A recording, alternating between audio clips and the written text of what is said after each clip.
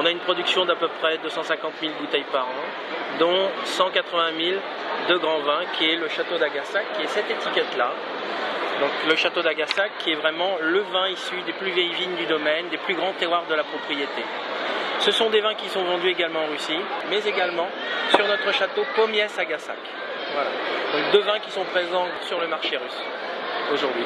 Le marché russe s'est emballé au début, aujourd'hui il est un petit peu plus calme. Il est à la recherche de très grands vins ou alors de prix beaucoup plus bas. Ce qu'on espère, c'est que le vin va plus se démocratiser pour que des vins de la gamme d'Agassac, sur des très belles qualités, puissent trouver preneur.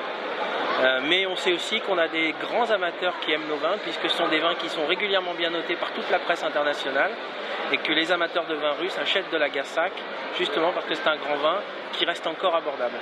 La problématique de la crise, c'est que les gens sont moins aux achats. On pense qu'un jour, les gens vont devoir se réapprovisionner et que le marché va repartir.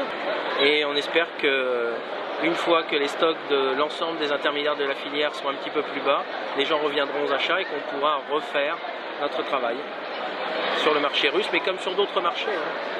Voilà, c'est pas le seul marché où il y a une baisse de la consommation. Parce que les Français les fouillent une bouche française. Si vous respectez les petites règles. Alors, caviar, c'est un produit de luxe, certainement, pour les Français, pour les Russes aujourd'hui aussi. Ce qui est un petit peu dommage d'ailleurs, parce que je pense que comme beaucoup de nous on connaît, dans notre enfance, on l'a mangé à peu près à volonté. Là, ça devient tellement cher, c'est quasiment inaccessible pour le Russe moyen, comme d'ailleurs pour le Français moyen.